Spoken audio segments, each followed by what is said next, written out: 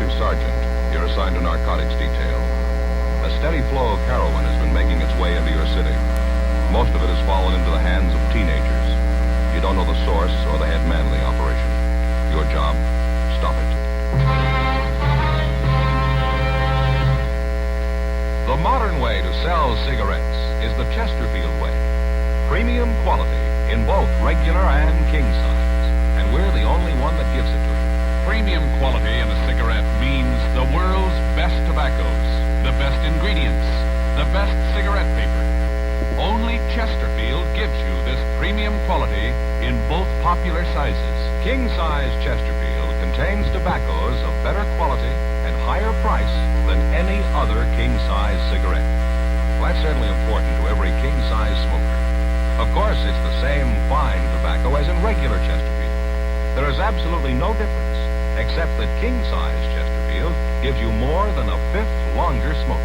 Yes, the modern way to sell cigarettes is the Chesterfield way. Premium quality, both regular and king size. Chesterfield is much milder. Chesterfield is best for you.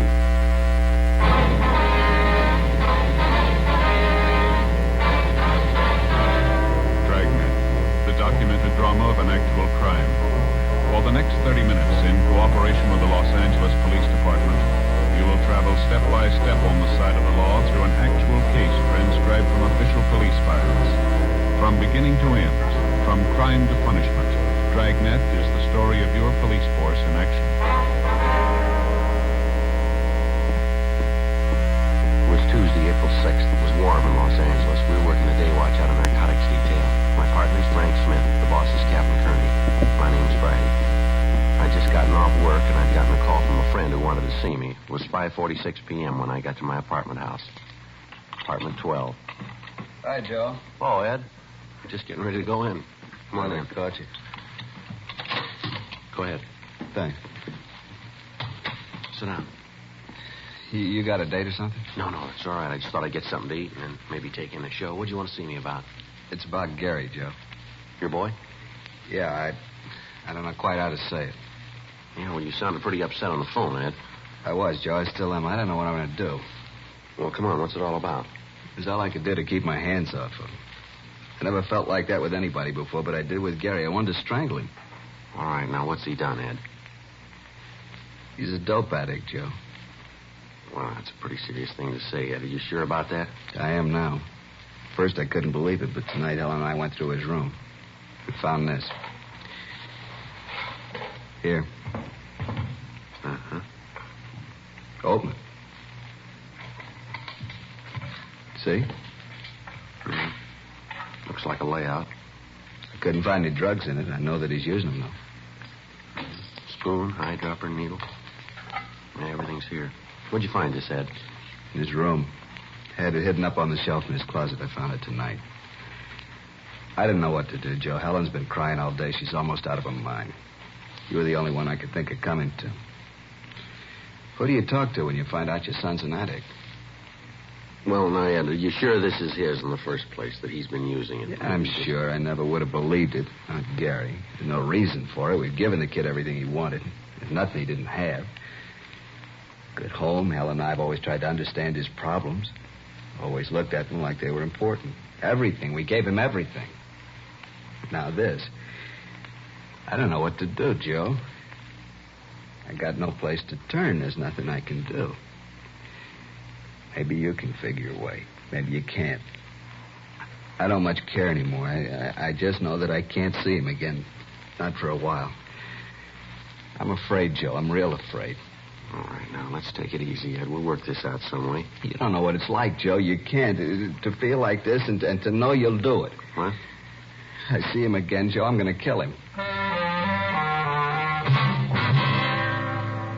I'd known Ed Field for the past 7 years. I'd met him when we were conducting an investigation while I was assigned to Bunko Division. His testimony had been instrumental in breaking up a gang of shoplifters. Since then, we'd become very good friends. He lived just down the street from my apartment, and on occasion we got together for an evening. I knew his wife, and I'd met his 18-year-old son, Gary. The boy was a senior in high school, and as Ed had told me many times, his grades were well above average. The Field family was moderately well-to-do. Their home wasn't luxurious, but it was good-sized. To look at the boy, there was nothing that would cause anybody to think that he might be a user. 6:12 p.m. Field and I arrived at his home. Helen Field was waiting for us. She was a nice-looking woman in her early 40s. She led us in the house and showed us to the living room.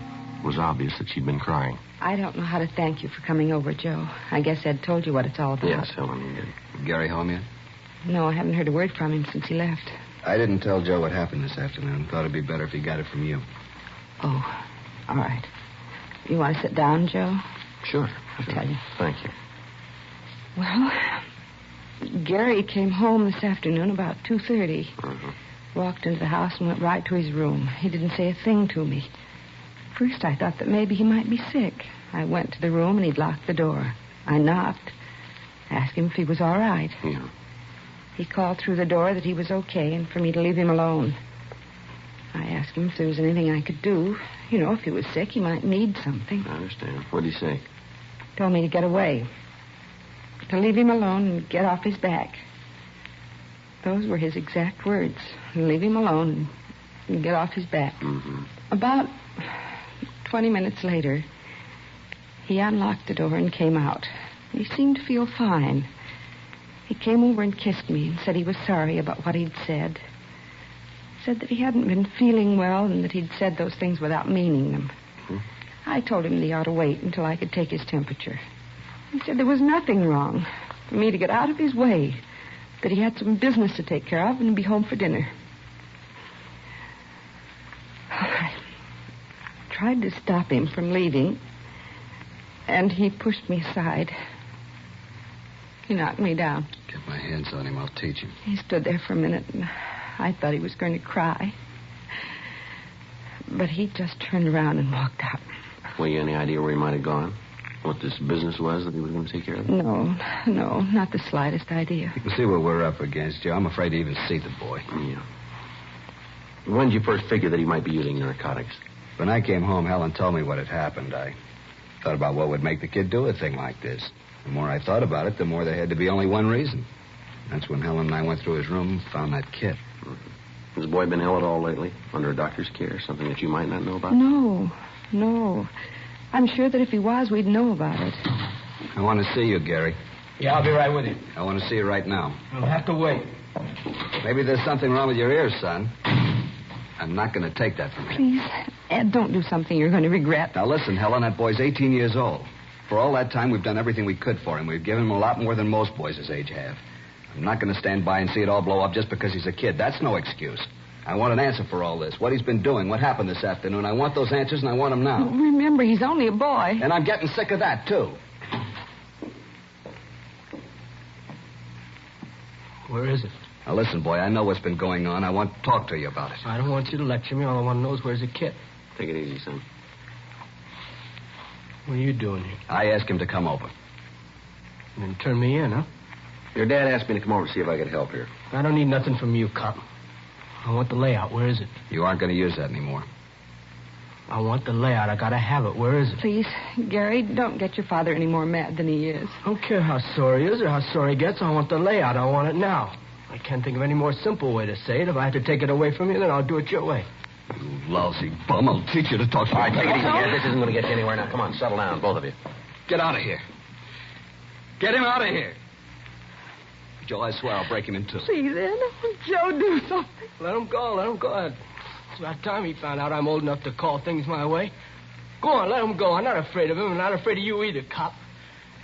I'm not worried about anybody. All I want is that kit. I gotta have it. I got it. I'll give it to me and we can talk then. I gotta have it fixed.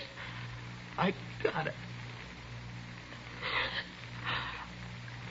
Joe, do something, please. All right, come on, sit down. Sit down, boy. This has gone far enough here. Now, let's get a few things straight. You're not going to have any more of that. We'll see that a doctor looks at you. He'll do what he can, but you've had it. No more narcotics for you, and I'll face it. You want me to tell you where you stand? You're a user. Any way you slice it, this had to happen. I don't want anything from you. Why don't you just leave me alone? I can't do that. Let me see your arm. Come on, roll up your sleeve. Do what he says, Gary. Yeah. Both arms, huh? I'd take a joy pop once in a Now, while. don't con me, Gary. You got it bad, and it's going to get worse. You didn't get that arm from chipping with the stuff. The kit we found. You don't need to lay out that big to joy pop. You've been mainlining it for quite a while. I know it, and so do you. You holding now? Come on, boy, answer me. You holding now? Yeah? Well, let's have it. I'm not going to give it to you. You got no choice, son. Either you give it to me or I'll take it. All right, here it is. How big a habit you got? Not big. How big? A couple of bucks. Now, come on, boy. Let's have a straight answer. 25 a day. $25 a day. That's a lot of narcotics, isn't it? That's what it takes. Where's it come from? Come on, who's your connection? You maybe got me, but I'm not going to be a fink. You got to let me go at that. I can't do that. Now, where'd you get this stuff? How about that doctor? You going to do something about We'll that? talk to him. Yeah, talking to him ain't going to do any good. I got to have a fix. I'm going to fall apart. Come on now, be a pal. Let me have a fix. I'll tell you all about it then. You got the kit. You got the stuff. Come on, be a sport. No huh? go. You can't do it. Come on, let's go downtown. You're going to take him to jail, Joe? I'll take him down to Georgia Street Receiving Hospital. The doctor can look at him there. We're going to have to hold him for a while, Miss Field. Why'd you do it, Gary? Why? Can't you tell me? Is it something your father and I have done? There's got to be a reason. What is it? Oh, please, Gary, tell me.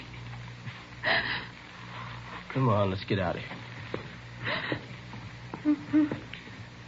Can we see him after he gets there, Joe? Yeah, I'll call you, Ed. Don't you want to say goodbye to your mother, son? Why? It wouldn't prove anything. Yeah, I guess that's the way you'd look at it. I broke the law. Now they're going to make a convict out of me. I didn't call him. You did. How are you going to explain that to her? You turn your own son in. How are you going to tell her about it? I hope you're real happy now. I'm not proud of it, son. There's one thing I'd like to ask. Yeah. What have you done to her? 8:30 p.m. I called Frank Smith and filled him in on what had happened. He said that he'd meet me at Georgia Street Receiving Hospital. I took young Gary Field down with me and had a doctor check him over. After that, the boy was taken to the narcotics division, and Frank and I talked to him. I don't know how to tell you any better. Isn't any other way to say it. I'm not going to give you any names. That's not going to help you any, son. So it won't help me. Won't get any of my friends in trouble. Now, you got great friends, haven't you? Now, where'd you get the money to take care of your habit? I earned it. Where? I work. Where'd you work? Look, it's getting late. That stuff the doctor gave me didn't do any good. I still need a fix now. I'm getting sick. Do what you got to do. Let's get this over with. Now, look, this is going to be the same in the morning, son. We're going to keep asking questions till you come up with the right answers. Look, cop, I don't want any favors from you. Now, leave me alone. We're only trying to help you, boy. Oh, get off my side. Now, I need nothing from you. You saw your duty and you did it. That makes you a big man, huh? I know you'll both make lieutenant. Now, beat it, All huh? right, that's enough of that. Now, there's a couple of things we'd like to set you straight on. Maybe help you to figure where you stand in this. Oh, here it comes. What do? Give you a license to preach when they hand you the badge? That's enough of that, youngster. Come on, get off my back, cop. If my old man hadn't turned fink, you'd never have got me. Where you going? I'm getting out of Now, here. sit down. Sit down. All right, young fella, you want to be a big man? That's the way it's going to be. I'm going to tell you that you get no special treatment here because I know your parents. You'll be treated just like any other user. You're getting a little of the edge because you're a youngster. There's not a pound of honesty or integrity in your distorted mind. The simple way would be to drop you in a cell and let you sweat out the cure, let you fall apart if you had to. Let me tell you this. We're going to get the connection that's been supplying you, and then we're going to get the man behind him. I don't much care about them, but I do care about the kids around you. You've got a big habit. Takes a lot of money to keep up a habit like that. I've seen kids like you before, and there's only so many ways to get that money. You steal it or you start pushing narcotics yourself. I don't think you're stealing, so you got to be pushing it. That means that you probably got other kids hooked on it. Other youngsters that have got trouble because of you. Mules that are dragging your wagon for you. Your folks will maybe forgive you for what you've done to them, but they'll never be able to buy what you did to the other kids. You had a chance to help yourself and help the rest of them. You had a chance to do something good for somebody else, and you wouldn't take it. Well, you're playing it smart, big boy. Keep playing it that way when you end up in a jail cell, will you? You through, cop? Yeah, I'm through. Fine, let me get some sleep, huh? Let's go, Frank.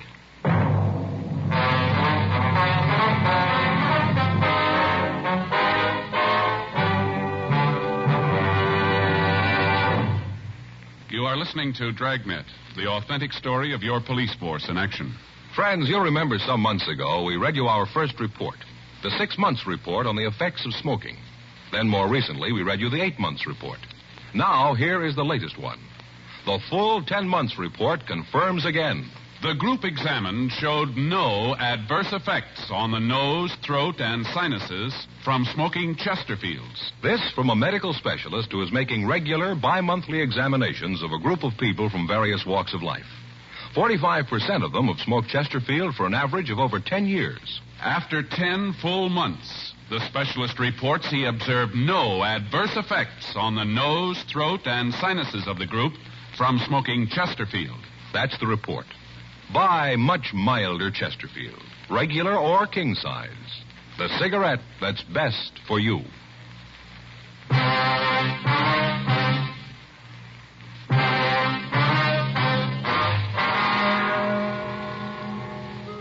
Gary Field was taken to the main jail and booked. Frank and I went back to the office to fill out the arrest reports. The next day, Wednesday, April 7th, we began to talk to Gary's friends and teachers. From all of them, we got the same story. Until 6 months before, the boy had been a model student. He was always at the top scholastically in each of his classes. He was a member of several honorary student organizations and had twice been nominated for president of his class. Then, apparently without reason, the boy's personality had changed. He stopped taking an interest in his schoolwork. Several of his teachers told us that he wouldn't have gotten passing grades at the end of the semester. He dropped out of the service organizations at school. From some of his teachers, we got the names of his close friends. Talks with them netted us little. They told us that Gary had dropped out of the crowd of youngsters that he'd been running with and had taken up with new friends. They told us that they didn't see much of him after school, that he'd gotten into fights with other students on several occasions, and that after a period of time, they'd stopped asking him to their functions. None of them were able to give us the names of his new friends. We checked with the neighborhood merchants. Most of them knew Gary. They said that he'd worked for them after school, but they hadn't seen him for several months. We asked them if they could help us locate his friends. They told us that they had seen him in the company of one particular man on several occasions, but they couldn't identify him for us. We got a description of the man, but it meant nothing to us or to the other members of the narcotics division. Photographs of known narcotic suspects were shown to the parents of Gary Field and to the storekeepers around the school. They couldn't identify any of them. 2 days passed. Friday, April 8th. We got a call from the field boy. Frank and I went over to see him. What'd you want to see us about, Gary? I wanted to tell you I've had it. What's that mean? I don't want to tell you about it. What's the matter? You been sick? A little. That's not why I called you, though. They treated me all right here, but I got to thinking. All right, go ahead. You used to read in the papers where the kids would turn themselves in or get caught and cop out. All about how they realized what they'd done. Always seemed like a lot of phony sob sister stuff. I know different now. I know what I've done. I know I got to stand for it. I'm not asking any favors because I know that I've done nothing to call for them. I'm not trying to be a hero or a martyr. I just want to help get this thing cleaned up. One thing I'd like to know, Gary. What's that? What made you get started on this stuff? You seem like a kid that has everything you want. You don't look like a kid who'd fall for it. Who knows? I'd give you 1,000 reasons. They still wouldn't add. I guess I just wanted to be top man all the way around. How'd you get on it? Started lushing it up, then the tea, then the heroin. That's the way it runs, isn't it? Most of the time. I didn't figure I'd ever be hooked. Thought it couldn't happen to me. How wrong you can be. How long you had the big habit? About 6 months. Chippied with it about the same time before then. Where'd you get the money? Yeah, guess we had to get to that, huh? That's right. Where'd you get it?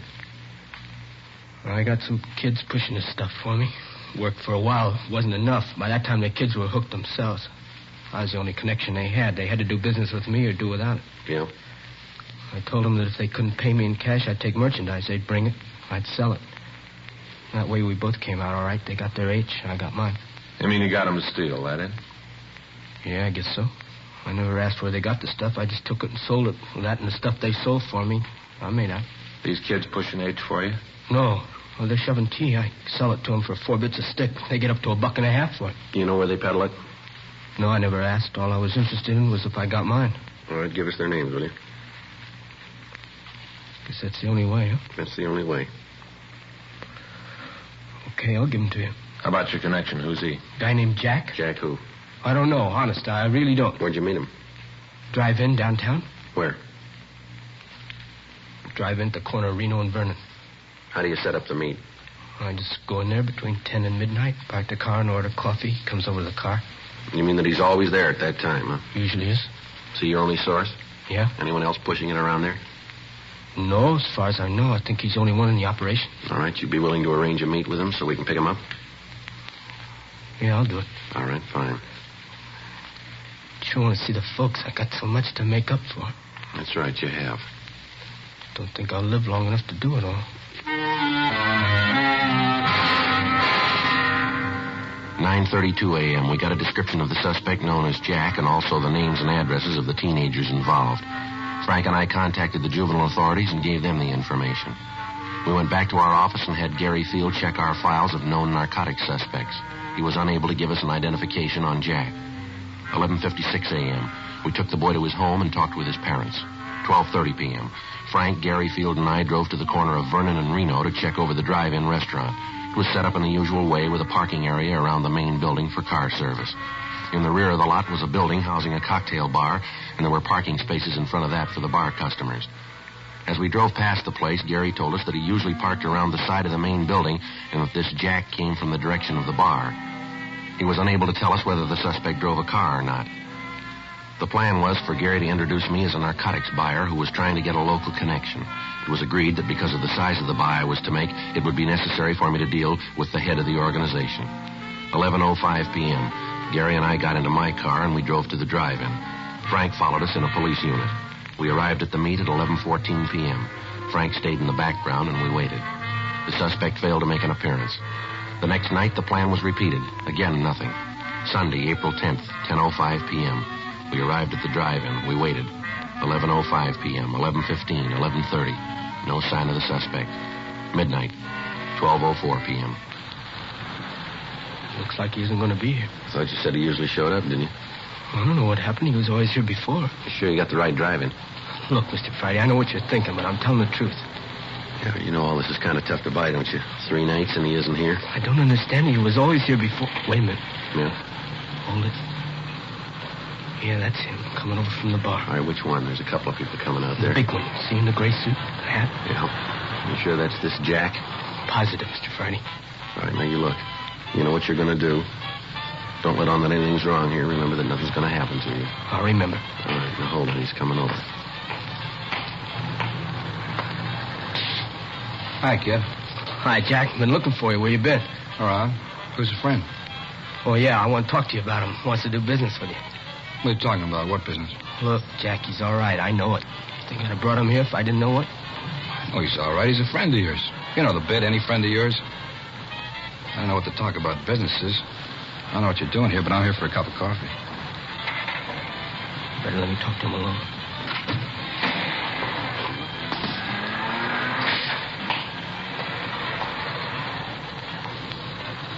What are you trying to prove bringing the guy here? Who is he? Friend of mine? Told you once, I told you 1,000 times. Don't ever bring nobody with you, haven't I told you, huh? Oh, yeah, but he's okay. He wants to make a buy, a big one. Crazy kid, you told him about it? Look, he's okay now. I know it. Look, Jack, we both stand to do all right from this. I kind of figured if he bought from you, you might give me a little piece of it. You know, sort of to say thanks for the business. How long you known this guy? Long time. How long? A couple of years. How come I never seen him before? He doesn't hang around this part of town. Well, what's he doing here now? Like I said, trying to make a buy. Where'd you meet him? Before I met you, I used to buy stuff from him. He moved out of town, went up north, does business up there. Last couple of days, I couldn't get in touch with you. I ran into him. He fixed me up. And he told me he wanted to buy. Right away, I thought of you. All right, I'll talk to him. But I ain't making no deal. You just talk to him. You'll find out everything's okay. All right. You let me do the talking.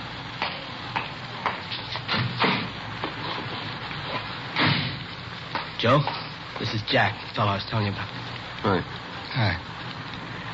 Kidder tells me you're down on business, is that right? Yeah, I'm looking around. Nice place, L.A. A lot of business to do here. What line you? Whatever pays me. Where you from? Up north. Mm-hmm. How long you known Gary here? Now, you listen to me. I haven't got all night to stand around here and guzzle his stale coffee with you. The kid told you what I want. Now, it boils down to one simple question. You want to do business or don't you? Going kind of fast, aren't you? I haven't got a lot of time. I don't like to deal that way. All right, kid, let's get out of here. Should have known better to figure on dealing with a small-time operator. I told you that before. What do you mean by that? You read it any way you want. Now, let's go, son. See you around, mister. Hey, hold on. No need to get sore about it. Just have to be careful. You know how it is. Now, you listen.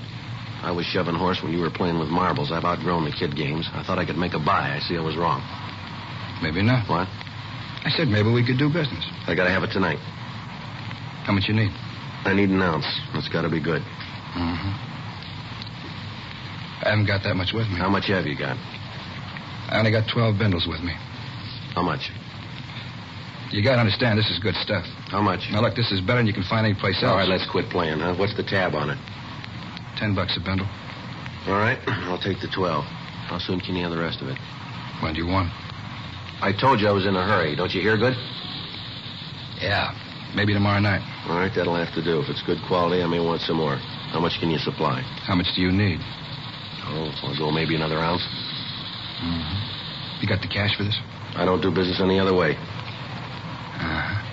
Wait here, I'll be back.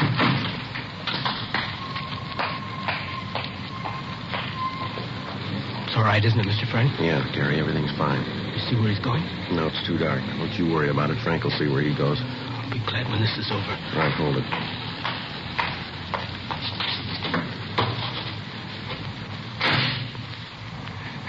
Okay, mister, let's see the money. I got it right here. Let's see the horse. You got it? All right, looks all right. Here. You don't mind if I count this? No, go right ahead. It's all there. $120, isn't that what you said? Just to make sure. Yeah. 50, 70, 90, 110, 120. Yeah, right, it's all here. Mm-hmm. Well, I'll see you tomorrow night, huh? Yeah, sure. I want to tell you, it's nice to do business with you. It's been a real pleasure, Well, it works both ways, mister. Mm-hmm. Well, I hope to see a lot more of you. You will. You're under arrest.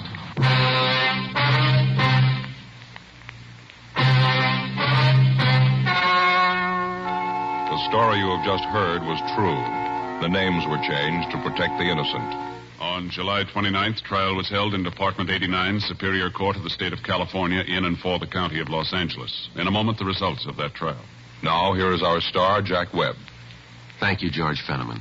In 1952, American smokers bought more Chesterfields than ever before in the history of the industry. Today, sales continue to mount for two big reasons. Chesterfield is the first and only cigarette to give you premium quality in both regular and king size. Only Chesterfield gives you this scientific evidence on the effects of smoking.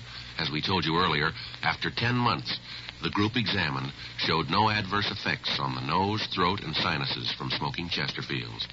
Change to Chesterfield yourself, regular or king size. Chesterfield is much milder. Chesterfield is best for you.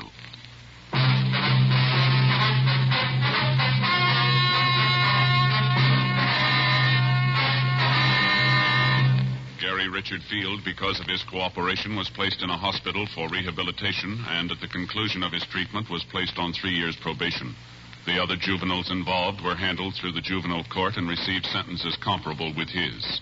Jack Alexander Williams was tried and found guilty of violation of the State Narcotic Act, a felony, and was sentenced to the state penitentiary for the term as prescribed by law. Violation of the State Narcotic Act, a felony, is punishable by imprisonment for a period of not more than 6 years in a state prison.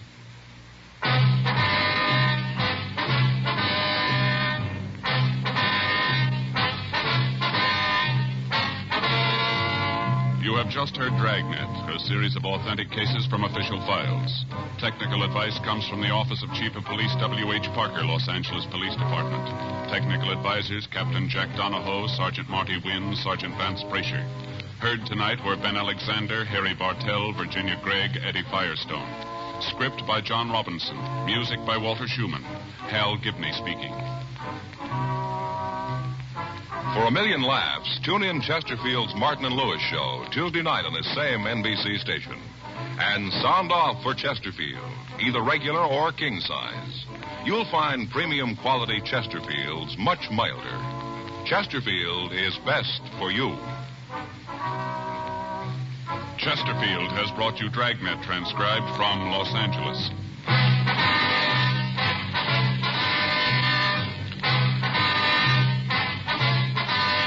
Tonight, it's Adventure with Barry Craig, confidential investigator on NBC.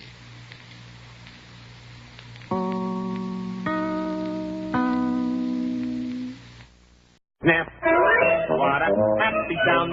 Snap is the happiest sound I've found. They clap, rap.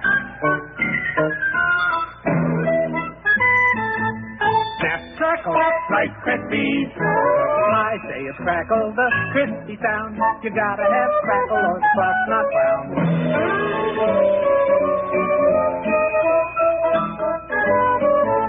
Snap, crackle, like Krispies. I insist that that's the sound. The best was nits unless hops around. You can't stop hopping when the cereal's popping. Snap, crack, crack, Rice Krispies. Ice and crackle, pop, it's the sound. You gotta have crackle as the pops come round. Can't stop hopping when the cereal's popping. Snap, crack, pop, makes the world go round. Kellogg's best to you. Happy little wash day song, for a wash that's whiter and brighter than new. Rinso washes, Rinso new, Rinso white, Whiter than new, Rinso bright, brighter than new, Rinso white, Rinso bright. Rinso new. Rinso new. It's an amazing fact. 1950 Rinso with Solium gets white clothes whiter, washable colors brighter than new. Rinso new. Even on rainy days, Rinso puts sunshine in your wash. No other soap can make your wash so white, so bright, because no other soap contains the scientific sunlight ingredient, Solium. 1950 Rinso gets out more dirt. Yes, gets out more dirt than any other type of wash day product. And yet Rinso is so safe for clothes, so kind to your hands. Get Rinso today. See your wash become whiter, brighter than new. Rinso white, Rinso bright, Rinso new. happy little wash day song. But first, we're going to have a little fun tonight, folks, with a Rinso family quiz. First, we're going to take the father of our family, Mr. George McDonald. Now, Mr. McDonald, do you ever do the dishes for your wife? I should say not. You mean you don't care if her hands get all rough and red from dishwashing? Sure, I care, but her hands don't get that way because she uses Rinso. Oh, she does. Then perhaps you can tell me how much it costs per day to use Rinso for dishes. I'd say less than a cent a day. And you're absolutely right. And every man values the appearance of his wife's hands at more than that. That's another reason why the new 1940 Top Speed Rinso should always be used for dishes as well as the week's wash. We'll hear from your wife and little daughter later on, Mr. McDonald. But now, let's see what's going on in Big Town. It was like a...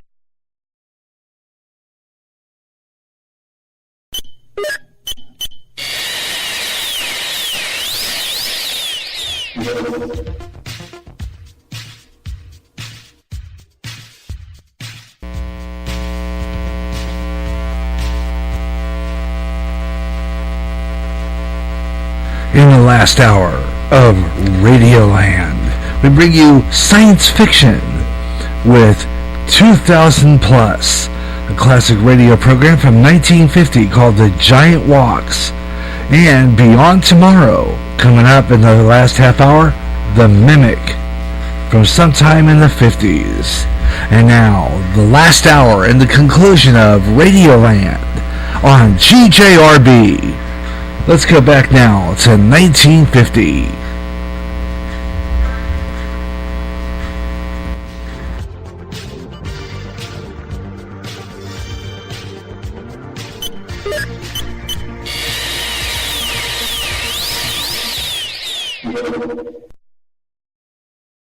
It was like a terrible nightmare.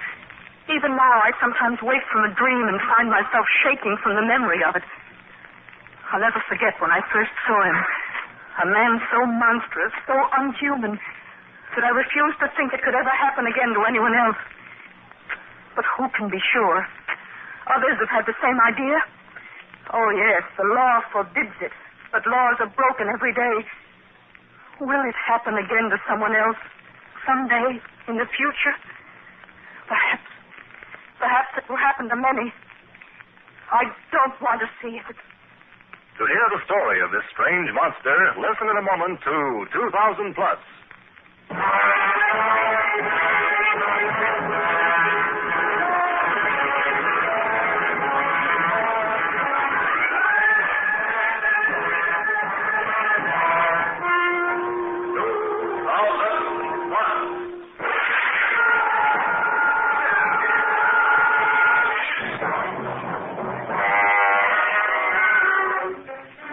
Adventures in the world of tomorrow. Dramatic stories of science fiction from the years beyond 2000 AD.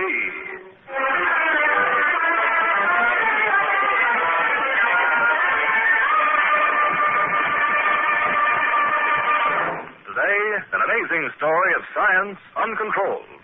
The giant walks.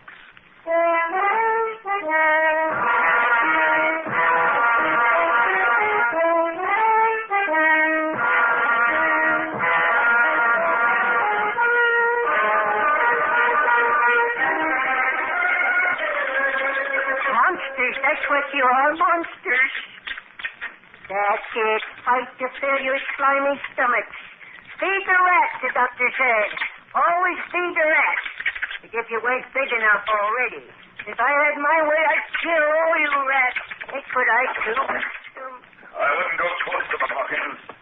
A rat 4 feet long can be quite a nasty little thing. Oh, yes, Dr. Ellsworth. Is everything ready, Weston? Yes, Dr. Ellsworth. Barstow? Yes, sir. Then open the cage. Look at it. Go. I've never seen a rat run a maze so rapidly. Check that gold gradient, Weston. Yes, Doctor. The rat's in the food box now. Let me see. 11.8. There. You see, Weston? Not an unusual intelligence, just high. Well above that of the average rat. Look at them. The power in those legs. Barstow. Just imagine what they could do with their teeth if they had the chance. It's frightening to think what would happen if all rats were giant rats. If they got loose. It's evolution, Barstow. Merely the scientific elimination of growth barriers.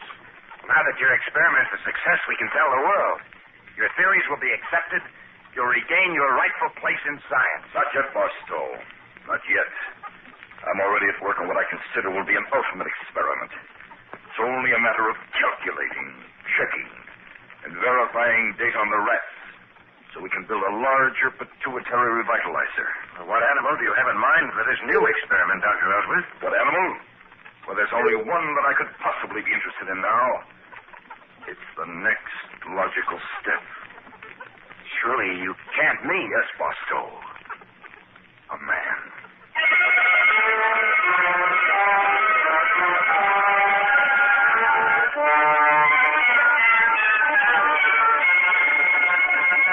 You wanted to see me, Dr. Ellsworth? Yes, Weston. I want to talk to you about the experiment on human beings. I want you to help me with the experiment. I hope you're not thinking of me, Dr. Ellsworth. I really don't think that. What's the matter, Weston? Don't you think it would be valuable to give yourself to science? Well, it would seem that there are so many to choose from. So many, Weston. Who, for example? I'm sure that old Hawkins won't do. And we really can't kidnap anyone. But, Dr. Ellsworth, I'd say it would be a great honor to be the first real Superman on Earth. Well, how about Barstow? Exactly, Weston. Just what I was leading up to.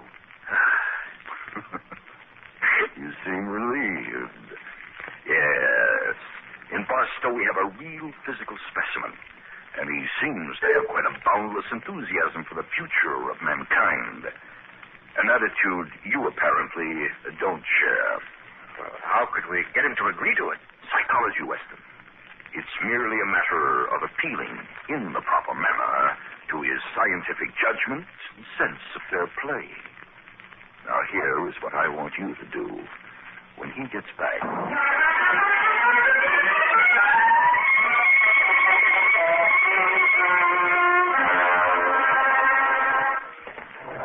Well, glad to see you back, Barstow. Dr. Ellsworth, Weston tells me you're ready to begin the final experiments on man. Yes, Barstow. I soon hope to be the first of a new race. A race that will make the man of today look like a pygmy, puny and insignificant. If the experiment succeeds, my physical size will double or even triple. I'll be able to live at least 300 years instead of the 100 or so odd years a man can expect today. The brain cells will probably also expand, giving me an intelligence that will make you and Weston look like products of the Stone Age. Well, I don't think it's fair for you to sacrifice yourself. It's not fair to humanity. If you die, there'll be nobody to carry on. You know these experiments are illegal. We could never find another subject. It would have to be one of us three or nobody. Well, I'd be willing to take the chance, Dr. Ellsworth. And so would I. You can't go through with this, Dr. Ellsworth. You're needed to direct the experiment. Gentlemen, I see you have the true scientific spirit. Well, since I am unwilling to give up my right to be the subject, and you're unwilling to let me be the subject, then there's only one way out. What's that? We'll draw lots. If you agree, leave the decision up to fate. That sounds like a good idea. Don't you think so, Barstow? Sure, I guess so. Well, it's the only way out, my boy. One of us must be the guinea pig. Now, I'll tear 3 strips of paper. Now, the lots are arranged in my hand. Whoever gets the short one will submit to the experiment, and there'll be no further objection from any of us. Agreed? Agreed. Right. Choose, gentlemen. Weston? Barstow? Myself. I've drawn the short one. Yes. I'd like some time to see Barbara, Dr. Ellsworth, before the experiment. I'll give you 3 weeks to straighten out your affairs, Barstow. Then I'll expect you back at the laboratory.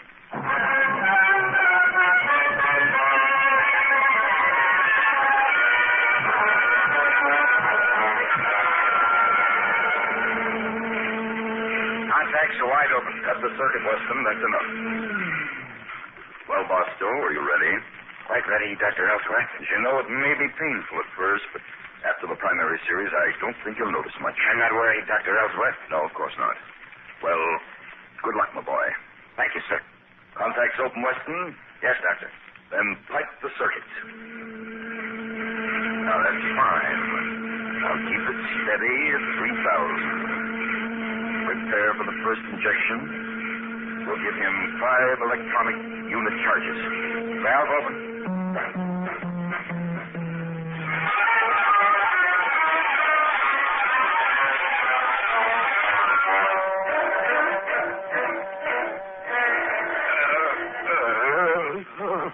How are you feeling, Barstow?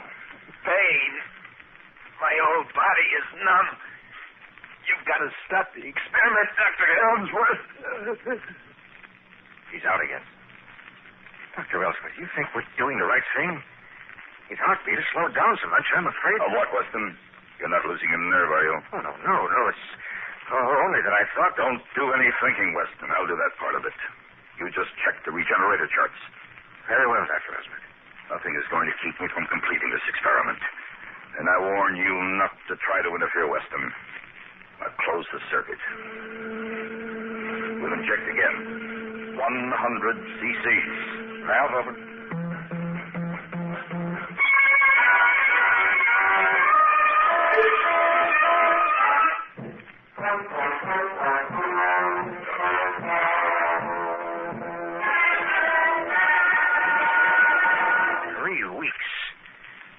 Believe it, Dr. Ellsworth. Look at him. 12 feet tall, and you weigh 750 pounds. Of course, Weston. As I told you, there's very little difference, really, between a rat and a man. We're all animals. But, Doctor, he hasn't given much sign of life during the past few days. You think his body can stand the strain of all this growth? Certainly. In fact, I think we'll give him the final super injection today. About 500 cc should do it. 500? But that's 5 times what we've been giving him. Yes, Weston. We're building a new skeletal structure. New flesh, cartilage, and bones. Contacts open. Keep it steady at 6,000. We've got to provide the final shock for a system. The valve's completely open, Dr. Ellsworth. All right. Now.